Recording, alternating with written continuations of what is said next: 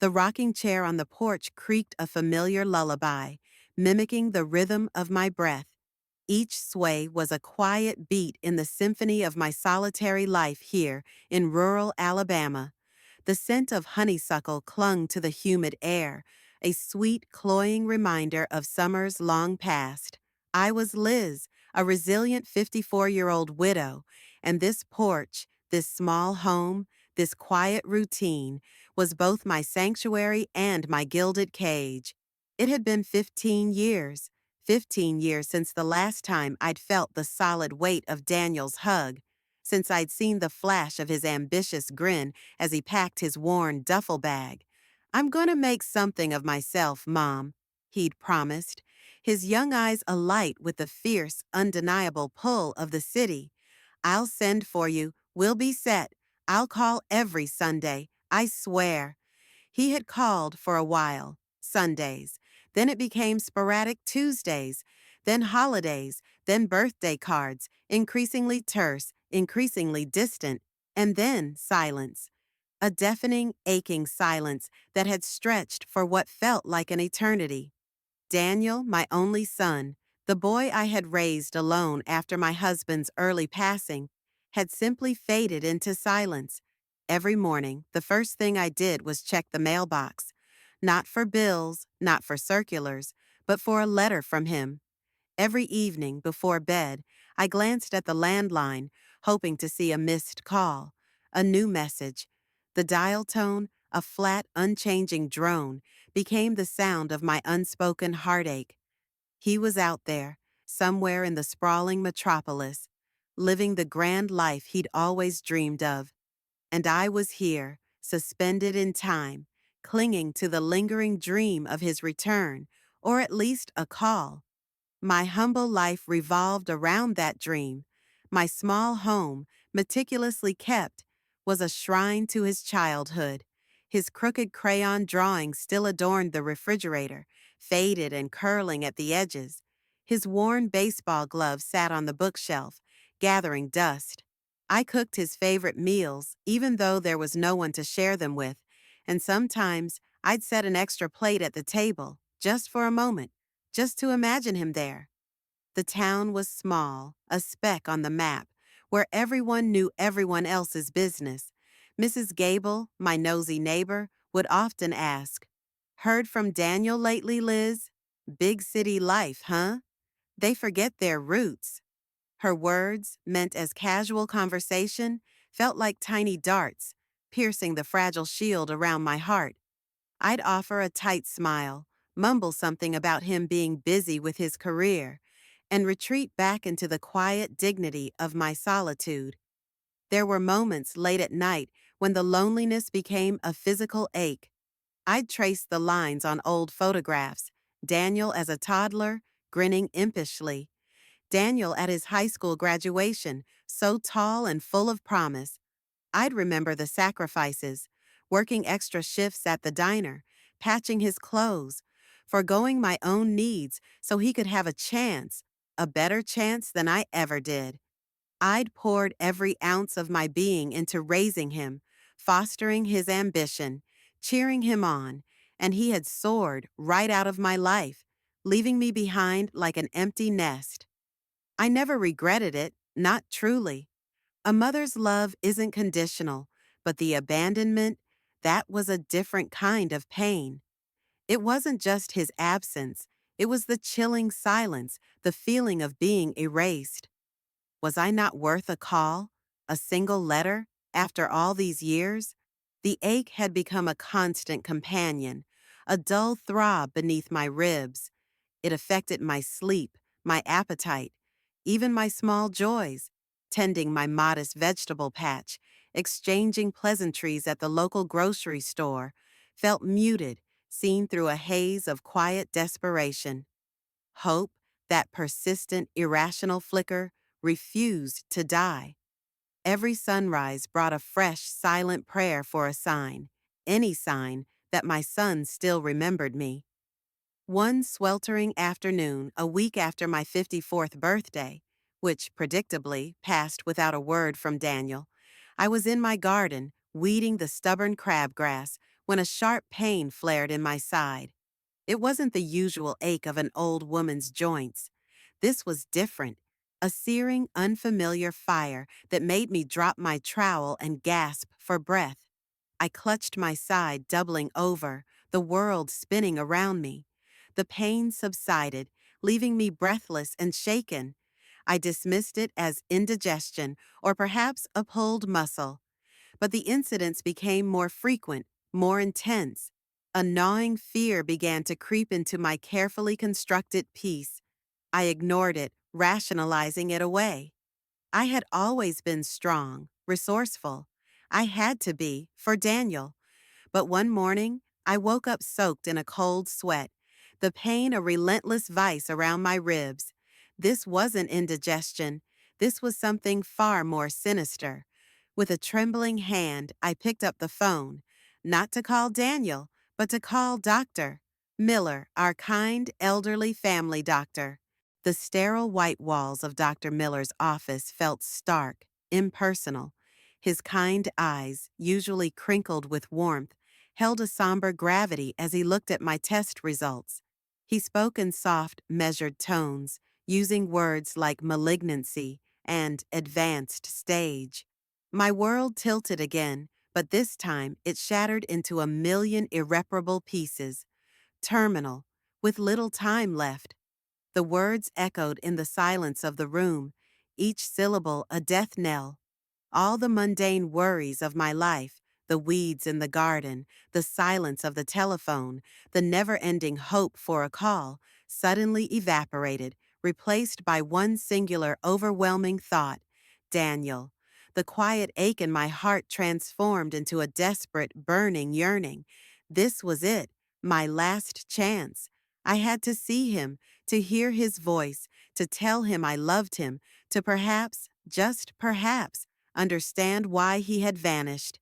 The diagnosis was terrifying, but it also offered a strange, brutal clarity. The time for waiting was over. The time for hoping was over. Now it was time for action.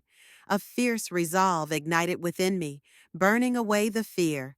I would go to him, to the sprawling city he called home, a place I had only seen on television.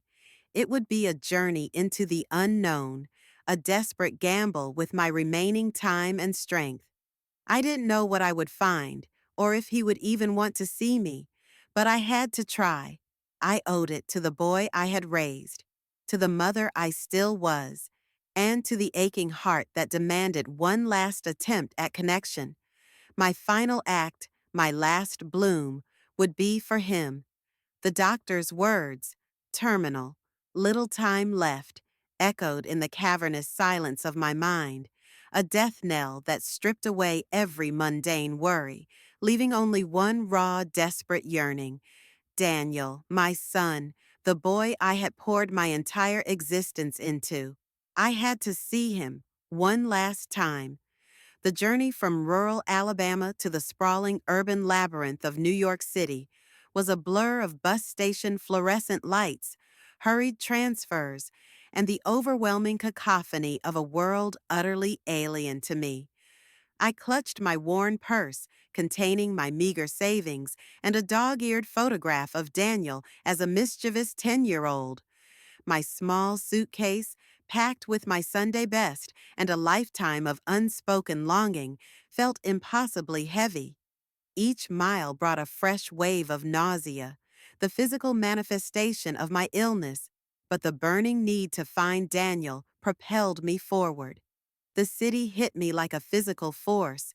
The sheer scale of the buildings, the relentless roar of traffic, the endless river of faces, all moving with a frantic purpose I couldn't comprehend. I felt like a tiny lost bird in a vast, indifferent sky. My initial attempts were clumsy, born more of desperation than strategy. I started with the few addresses I had, old college friends of Daniel's, scrawled on a faded Christmas card from a decade ago. I navigated the unfamiliar streets with a map clutched in my trembling hand, the concrete canyon swallowing the sunlight.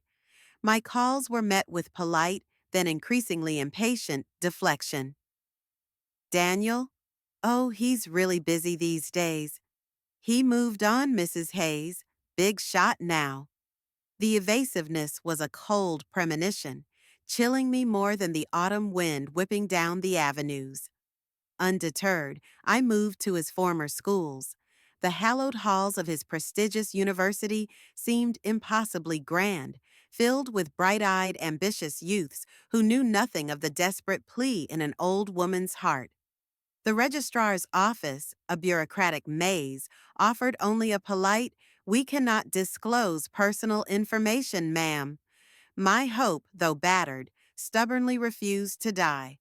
I thought of his last known workplace, a gleaming, towering glass building in Midtown Manhattan. Hayes and Sterling Associates, the brass plaque read, mocking me with its impersonal grandeur. I discreetly inquired at the reception desk, my voice a quiet tremor amidst the bustling lobby. "Daniel Hayes? Is he still working here?" The sleek, young receptionist barely looked up. "Mr. Hayes is a senior partner. He's rarely in the office. Perhaps you could try his corporate line." She handed me a glossy business card, almost identical to the one I still kept in my Bible. The corporate line. I had called it 1,000 times, leaving message after message in a voice that became increasingly small, increasingly defeated. No reply, ever. But now, armed with a physical location, a tangible thread, a new plan formed. I would wait. I would wait outside that towering building, day after day, if I had to. My illness gnawed at me, sapping my strength, but my mother's resolve hardened with every fleeting moment. For 3 days, I stationed myself across the street, huddled in a borrowed coat, a thermos of lukewarm coffee my only companion. I watched the endless parade of sharp-suited men and elegant women spill out of the building. My feet ached, my head throbbed, and the deep, persistent cough that had become my shadow grew worse. But I refused to leave, not until I saw him. On the fourth afternoon, as the setting sun cast long, cold shadows across the street, I saw him, tall, impeccably dressed, a briefcase clutched in one hand, a cell phone pressed to his ear. He looked older, sharper, a man of consequence. My Daniel. My heart leaped, a joyous, desperate spasm. "Daniel," I croaked, my voice raw from disuse and emotion. I started across the busy street, oblivious to the blaring horns, my arm outstretched. He paused, lowering his phone, his eyes scanning the street. He saw me.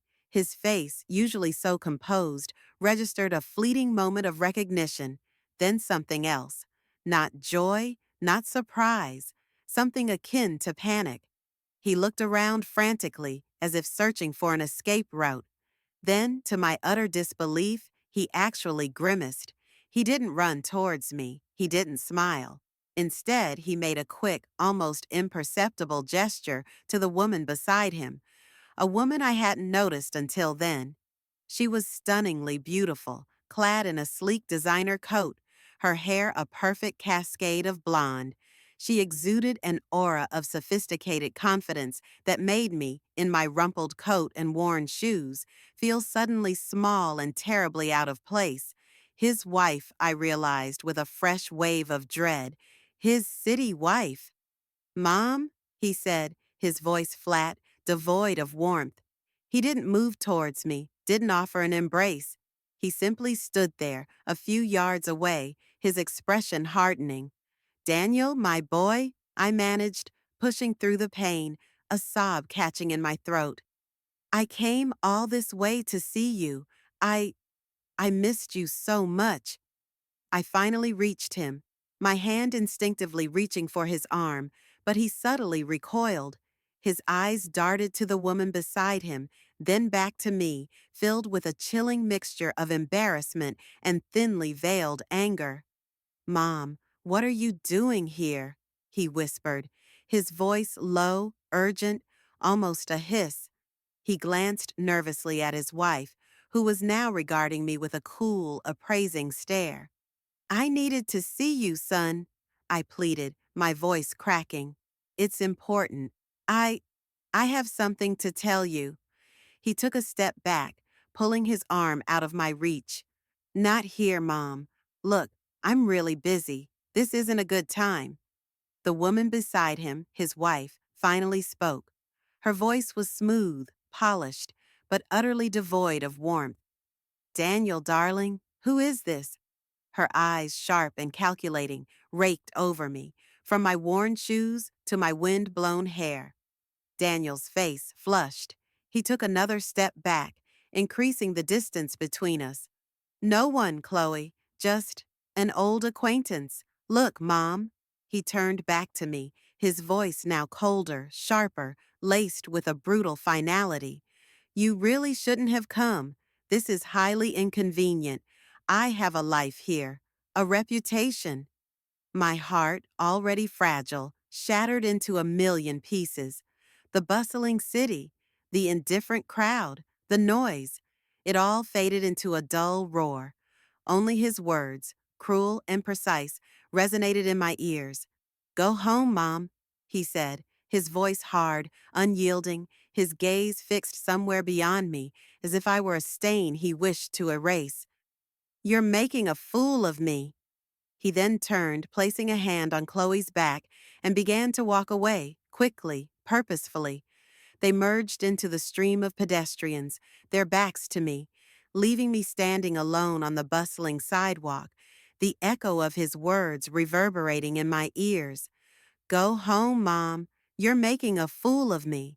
The brutal rejection was a physical blow, worse than any pain my illness inflicted.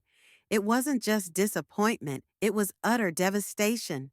The lingering hope, the desperate yearning that had propelled me across states, died a cold, swift death. My son, the one person I had sacrificed everything for, had chosen his new superficial life over the mother who had given him that life. He saw me as an embarrassment, a relic from a past he wanted to forget. The city, once a symbol of my last hope, now loomed, a vast, indifferent tomb. I stood there for what felt like an eternity, the bitter taste of betrayal on my tongue, the phantom pain of his words searing my very soul. Tears welled up, blurring the already distorted lights of the skyscrapers. But they weren't tears of sadness alone. A new emotion, cold and resolute, began to solidify within me, a quiet yet profound fury. He didn't want me. He didn't need my love. He had rejected the very essence of who I was. Very well. If my life, if my very presence, was such an embarrassment, then I would make sure my final act was anything but. The savings, the life insurance I had meticulously guarded for years, always with Daniel in mind. It would not go to him. Not to the man who found his own mother a humiliation. Number it would go to those who truly needed it, to those who were truly abandoned, truly forgotten. My final act would not be one of quiet despair, but of defiant, selfless love, and it would be a legacy he could never touch. With a strength I didn't know I possessed, I turned my back on the gleaming skyscraper and the receding figures of my son and his wife. The city remained vast and indifferent, but something within me had shifted. The desperate yearning was replaced by a steely purpose. I walked, not towards a bus station to go home, but towards a new, uncharted path. A path where my worth would not be dictated by a son's fleeting approval, but by the quiet power of my own choices. The sting of Daniel's words, "Go home, Mom. You're making a fool of me," resonated more profoundly than the incessant blare of New York City traffic. I stumbled away from that gleaming skyscraper, my body aching, my spirit shattered. The pain of his rejection eclipsed the gnawing ache of my terminal illness. My son, the very reason for my desperate, final journey, had cast me aside like an inconvenient shadow. The mother in me, the one who had poured every ounce of her being into him, withered and died on that cold, unforgiving sidewalk. But in that moment of profound despair, A fierce, unexpected clarity pierced through the haze of my grief. Daniel had proven himself unworthy. The dream I had clung to for 15 years, the hope of a reunion, a reconciliation, a final embrace, crumbled into dust. It was a lost dream, yes, but its demise freed me. The savings I had painstakingly accumulated, the modest life insurance policy I had maintained, every penny, every sacrifice had been for him. And now he wanted nothing to do with me. Very well. If he wanted nothing, he would get nothing. Instead of clinging to that lost dream, a new purpose ignited within me, fierce and undeniable. I felt a surge of defiance, a quiet, resolute power I hadn't known I possessed. My life had been about Daniel, then about the hope of Daniel. Now it would be about something else entirely. I spent that night in a cheap motel on the outskirts of the city, the kind with flickering neon signs and the distant wail of sirens. My sleep was fitful, but for the first time in months, it wasn't haunted by the fear of dying alone, but by a vivid vision of what I needed to do. I pulled out my worn checkbook, my hands trembling not from weakness, but from the immense gravity of my decision, my life savings, my insurance policy, every cent. The next morning, after a breakfast I barely tasted, I began my research. I wasn't looking for hospitals or hospice care. I was looking for a place, a cause, that embodied the opposite of Daniel's cold indifference. I found it in a small, unassuming pamphlet in the motel lobby. The Golden Years Haven, a local organization dedicated to caring for elderly, abandoned individuals. Their mission statement resonated deep within my soul, providing dignity, care, and companionship to those who have been forgotten. Forgotten. That word echoed the hollowness in my own heart. I called them, my voice surprisingly steady. The woman on the other end, a kind-sounding Miss Jenkins, invited me to visit. I took a cab to a quiet, tree-lined street in a more residential part of the city. The haven was a warm, inviting brownstone, filled with the gentle hum of conversation, the faint aroma of freshly baked bread, and the soft clinking of teacups. It was a world away from the sterile towers of commerce and the cold indifference of my son. I met Miss Jenkins, a woman with warm eyes and a compassionate smile. As she showed me around, I saw faces etched with stories, some filled with quiet resignation, others with surprising joy. These were people who had been left behind, much like I had, but here they found warmth, community, and dignity. My decision solidified. This was where my money would go. This was where my last act of love would be.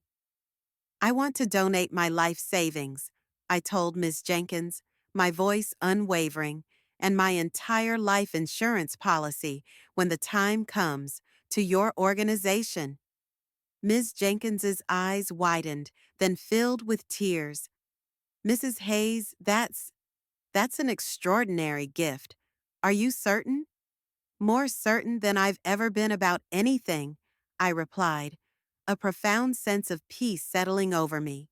It's for those who truly need it, for those who remind me that kindness still exists. I spent the next few days with Ms. Jenkins and a trusted lawyer from the Haven, meticulously arranging the transfer of funds and preparing the necessary legal documents for the insurance policy. I didn't tell them about Daniel, not explicitly. I simply spoke of my desire to leave a legacy of love, to make a difference in the lives of others, especially those who found themselves alone in their later years. It was a quiet act of defiance, a silent protest against the very betrayal that had led me here. My story, a testament to selfless love in the face of abandonment, began to spread, not through my own words, but through the gratitude of the Golden Years Haven. Ms. Jenkins, deeply touched by my generosity, shared my story with their board members, who in turn shared it with local community leaders. It wasn't long before a small, independent newspaper, the City Beacon, heard whispers of the mystery benefactor who had given everything to the elderly and abandoned. A young, earnest reporter named Sarah Chen tracked me down through the Haven. She was respectful, kind, and genuinely curious. I hesitated at first. I didn't want fame. I wanted purpose. But Miss Jenkins encouraged me, suggesting that my story might inspire others. So I agreed to a single interview, stipulating that my identity as Jay Hayes's mother not be revealed. I spoke of finding new meaning in later life, of the importance of kindness, and of the profound peace that comes from helping others. I spoke of choosing joy even in the face of hardship. The City Beacon ran the story on their front page: Rural Widow's Final Act of Love, Life Savings Donated to NYC Elder Care. It was a poignant piece, subtly highlighting the contrast between my selfless act and the unmentioned void in my own family. It spoke of the quiet dignity of an unnamed benefactor who had found her purpose in giving. The story resonated. It was picked up by larger regional papers, then by national news outlets hungry for heartwarming, yet subtly dramatic human interest stories. My photo, a grainy but clear picture of me smiling gently in the Haven's sunlit common room, became widely circulated. My story, a testament to selfless love in the face of abandonment, quietly spread, touching hearts across the nation. It was a powerful, universal tale of resilience and unexpected grace. And then, inevitably, it reached Daniel. I wasn't there to see his reaction, but I could imagine it. The perfectly composed mask of the corporate executive, cracking under the weight of public scrutiny. The self-satisfied smirk replaced by a look of bewildered horror.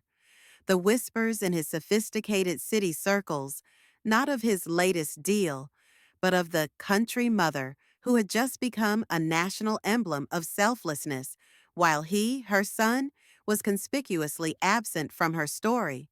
The comments section of the online articles, the social media posts, the talk show segments, they all dissected my story, juxtaposing my quiet heroism with the stark absence of my family. Where's her son? People demanded. How could a child abandon a mother like that? Shame on her family. Daniel, now a successful corporate executive, faced a storm of criticism. His firm, a public-facing entity, suddenly found itself embroiled in a PR nightmare. Clients began to subtly distance themselves. Colleagues gave him sidelong glances. His reputation, meticulously built on ambition and ruthless efficiency, was in tatters, not because of a bad deal, but because of a moral failure laid bare for the world to see. He was now known not as Daniel Hayes, the rising executive, but as the son who abandoned his dying mother. Stung by the widespread condemnation, and perhaps, just perhaps, a flicker of belated guilt, he desperately tried to find me. I heard through Miss Jenkins, who remained my confidant and gatekeeper, that he was making frantic inquiries. He was retracing my arduous steps, calling old friends in Alabama, even visiting my old house. He was experiencing the very desperation I had felt when I searched for him. But I was no longer there. I had, quite literally, vanished from his world. My days were now filled with the warmth of the haven, the gratitude of its residents, and the profound peace of a purpose fulfilled. He searched for me as I had searched for him, consumed by a desperate, futile quest. The quiet dignity of the Golden Years haven was a world away from the chaotic storm that was about to engulf Daniel. My story, initially just a small, poignant piece in the City Beacon, had become a wildfire. Sarah Chen, the earnest young reporter, had painted a picture not just of a dying woman's generosity, but of the stark, agonizing contrast: a mother's selfless love in the face of her son's callous abandonment. The article went viral, picked up by national news outlets hungry for a human interest story that packed an emotional punch. Suddenly, my face, A blurry but recognizable photo from the Haven's common room was everywhere. Talk show hosts debated my choices, pundits decried the generational shift in family values, and social media exploded with outrage. The narrative was simple, stark, and utterly devastating for Daniel. Rural widow's last act of love, life savings donated after son's rejection. The articles didn't explicitly name Daniel, but the details were clear enough for anyone who knew me. Her only son, a successful corporate executive in New York City, had not contacted her in 15 years. The public didn't need names. They filled in the blanks with their own fury. I heard about the fallout through Ms. Jenkins, who became my unofficial protector and news conduit. She screened my calls, intercepted mail, and subtly filtered the information. Liz, she'd say, her eyes wide, the phone hasn't stopped ringing. Everyone wants to know more about you. And, more importantly, everyone wants to know about your son. Public outrage erupted. Online forums buzzed with condemnation. What kind of monster abandons his own mother? He should be ashamed. He's probably too busy counting his millions to care about a dying woman. Daniel Hayes, the successful corporate executive, was suddenly facing a storm of criticism. His name, meticulously built in the cutthroat world of finance, was now dragged through the mud. Ms. Jenkins told me his company, a major investment firm with a highly public image, was in damage control. Clients were making inquiries. Business partners were concerned. His reputation, once spotless and formidable, was in tatters, not because of a bad deal or a market crash, but because of a moral failing laid bare for the world to see. He was now known not as Daniel Hayes, the rising executive, but as the son who abandoned his dying mother. The whispers in his sophisticated city circles had turned into a roaring condemnation. Then came the calls to the Haven from Daniel himself. Frantic and increasingly desperate, Ms. Jenkins forwarded them to my dedicated new unlisted number that only she knew. His voice, once so cold and dismissive, was now laced with raw panic. "Mom, is that you? It's Daniel. What is all this, Mom? Why is this story everywhere? My firm, my reputation, it's a disaster." His tone was less concern for my well-being and more self-preservation, but beneath it, I could detect a tremor of fear. I listened, my expression unreadable. I held the phone away from my ear, letting his words spill out into the quiet room of the Haven. He recounted the storm of criticism he was facing, the judgmental glances from colleagues, the whispered condemnations. He spoke of his firm's lawyers, advising him to rectify the situation immediately. It wasn't an apology for his past actions, but a desperate plea for me to make his current problems disappear. When he finally paused for breath, I spoke, my voice calm, steady, and utterly devoid of the emotion that had once defined our relationship. "Daniel," I said, "I merely told a reporter about how I found purpose in my final days. I spoke of giving, nothing more." "But Mom, the implications. Everyone thinks I abandoned you. I mean, I was busy. You just showed up out of nowhere." He sounded genuinely bewildered by the public's reaction, as if my simple presence had somehow been an attack on him. "I came to see you, Daniel," I reminded him, my voice a quiet steel. "I traveled hundreds of miles. I found you, and you told me to go home. You told me I was making a fool of you." A stunned silence followed. He knew, he remembered. The weight of his own words, delivered with such callousness, must have descended upon him. "Mom, I was stressed. Chloe was there. It was a bad moment," he stammered, his voice losing its corporate polish, revealing the scared, self-serving boy beneath. "Look, let's talk. I'll fly down. We can tell the media you're fine, that it was all a misunderstanding. We can fix this. There's nothing to fix, Daniel, I said, my voice unwavering.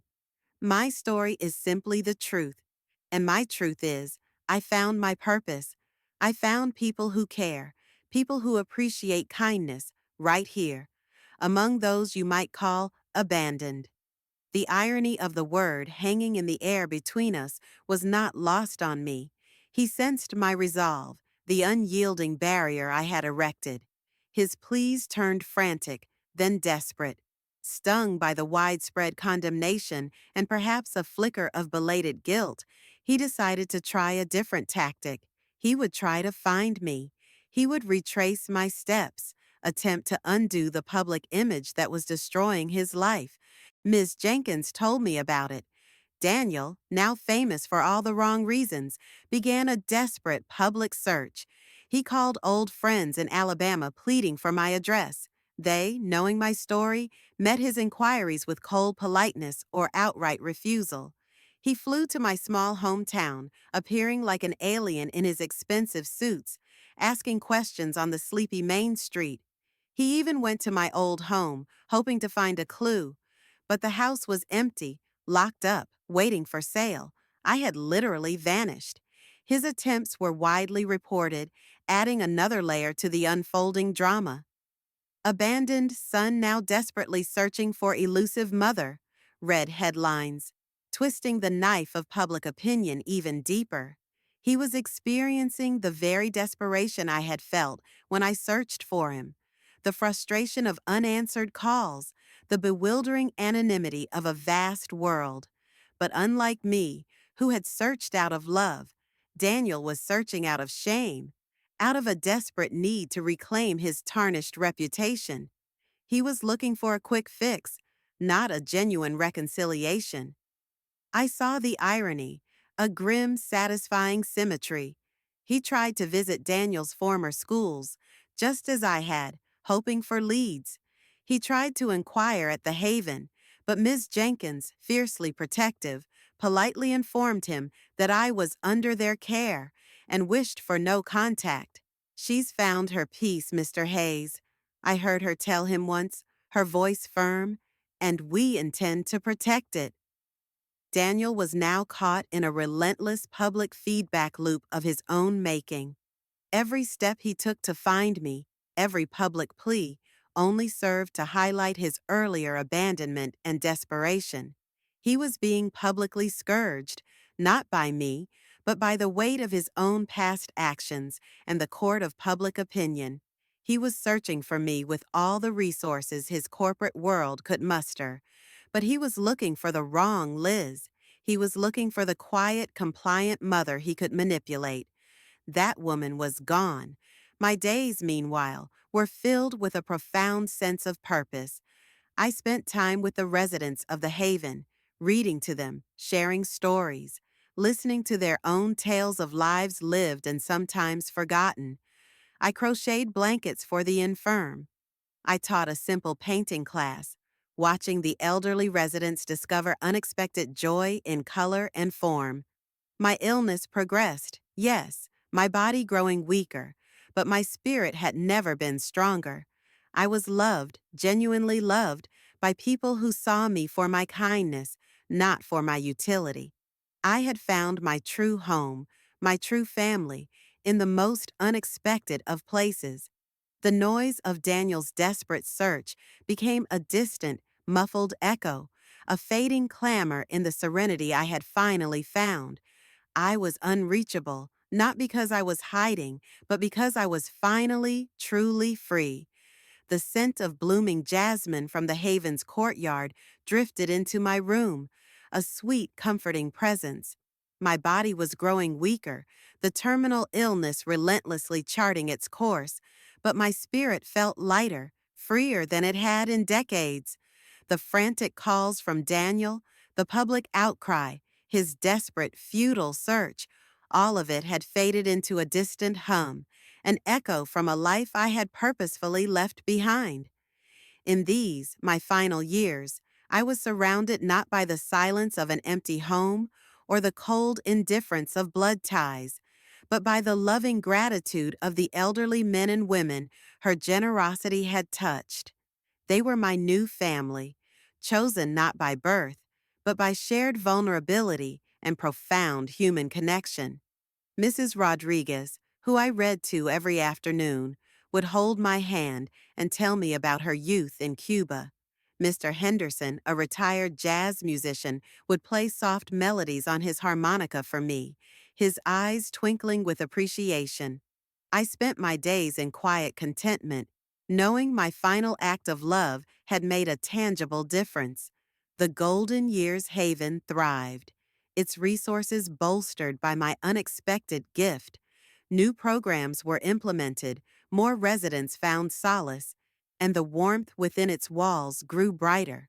I saw the impact of my decision every day in the contented smiles, the gentle conversations, the renewed dignity in the eyes of those who had once felt abandoned.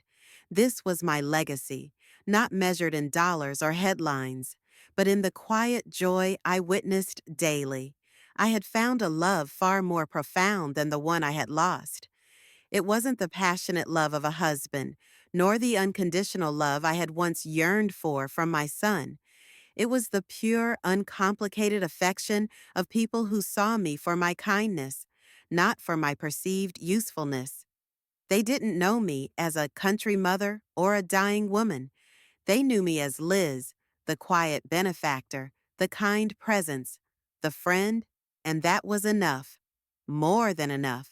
My mind often drifted back to that moment on the New York sidewalk, the piercing pain of Daniel's words. It had been the catalyst, the brutal truth that severed the last thread of a suffocating expectation. I was free from bitterness. There was no room for it in my heart anymore. Bitterness was a heavy burden, and I had shed all unnecessary weight. My peace was too precious to taint with resentment. I understood then that true forgiveness wasn't necessarily about reconciliation with the other person, but about releasing yourself from the chains of anger and regret. As my strength waned, the caregivers at the Haven became even more tender, their hands gentle, their voices soft. They were strangers who had become family, bound by gratitude and genuine affection. I was never alone. There was always a kind face, a comforting touch, a quiet word of reassurance. I knew I was leaving this world, but I wasn't leaving it empty-handed or empty-hearted. One crisp autumn morning, surrounded by the soft light filtering through my window, I felt a familiar tiredness settle over me, deeper than any I had known before. The pain was minimal now, dulled by the care and comfort that enveloped me. I could hear the gentle murmur of voices from the common room, the faint strains of Mr. Henderson's harmonica. I saw Mrs. Rodriguez smiling as she knitted a blanket. I closed my eyes, a faint smile gracing my lips. I was held in the arms of those who cherished her, not in a literal sense, but in the comforting embrace of their shared humanity and profound gratitude. I passed away peacefully, drifting off like a leaf carried on a gentle breeze. I was not alone. I was loved. I had found my purpose, and in that ultimate surrender, I was truly, completely free from bitterness. The ultimate message of Liz's journey was clear, etched not in stone, but in the hearts of those she touched. True legacy isn't built on blood ties or material success, but on the enduring power of compassion and the profound impact of selfless love. Her story is a testament that even in the face of profound betrayal and loss, one can choose to cultivate a garden of kindness, finding peace and purpose where it's least expected. It is a reminder that the heart's capacity for love and connection can create a family far wider and deeper than any conventional definition. Liz taught us that the final chapters of life can be the most vibrant, filled with unexpected joys and profound meaning, proving that a life truly lived is a life given. And so, the journey of Liz, the resilient widow who transformed heartbreak into a profound act of love, concludes. Her story reminds us that kindness is a quiet revolution and that finding your true purpose can be the most beautiful farewell.